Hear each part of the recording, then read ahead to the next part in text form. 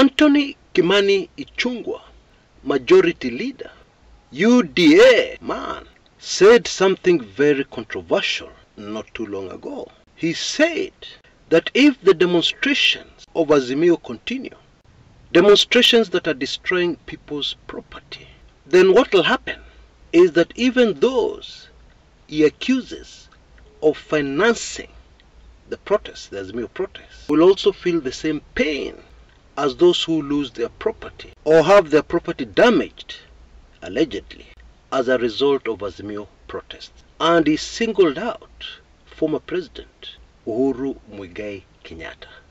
It is easy to see it as a direct threat, the former president. And then on Monday, actually, former President Uhuru Kenyatta felt the pain when unknown people invaded his farm, cut down trees, and took away livestock.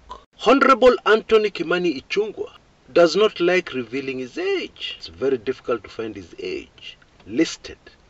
Anyway, I guess it's not good for his image and what he does for UDA. However, we know that he joined the University of Nairobi in 1996. Now what that means is that when founding father of the nation, the late Mzee Jomo Kenyatta, passed on, Honorable Ichungwa would not have been more than 2 years old.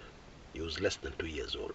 So when he talks about Kenyatta family properties, he is relying very heavily on what he has been told and what he has read. Okay?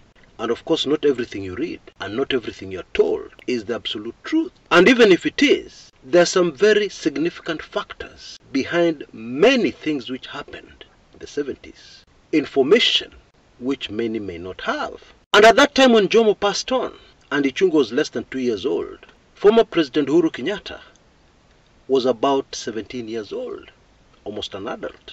And at that time, I remember, I was lining up outside State House to view the body of Jomo Kenyatta.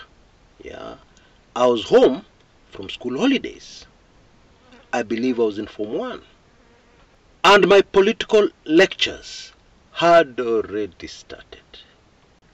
So I guess I knew more than most of my age mates.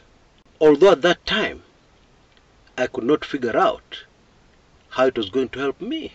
Yeah, because I was not interested in Kenyan politics. I hated Kenyan politics.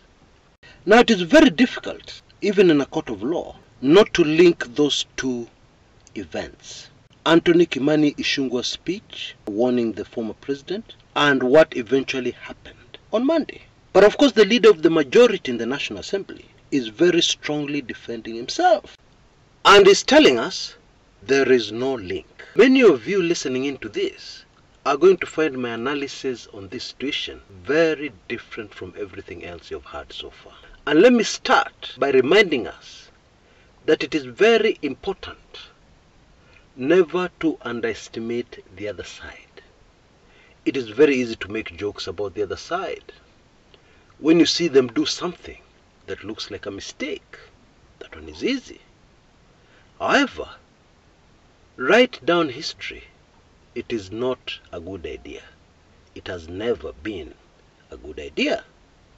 A man called Goliath, when faced with a young boy called David, started making fun of the Israelites, who were terrified of him. He mocked them. This young boy carrying stones and sticks is all that Israel can send to me? I'm paraphrasing. However, moments after that joke, Goliath was dead. Now it is very easy to make jokes about Kenya Kwanza and even the leading lights within Kenya Kwanza. And so my point is, it's easy to make fun of the UDA crowd. However, I want to introduce to you a possibility that I believe is the reality for you to consider. And I'll start by asking a question.